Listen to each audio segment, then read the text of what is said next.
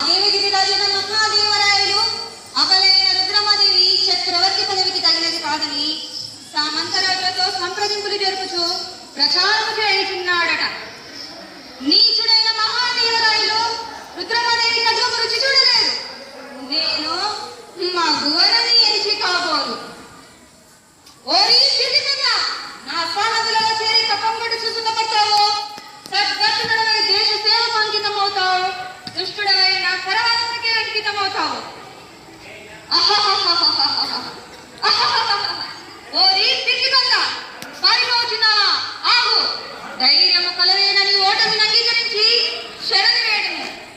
ఇప్పటికైనా ఓటమిని అంగీకరించి శరణు వేడివా? శరణన్న వారిని రక్షించుతా ఆ సదర్మంగా భావించి నీకు అభయము కలిగదను.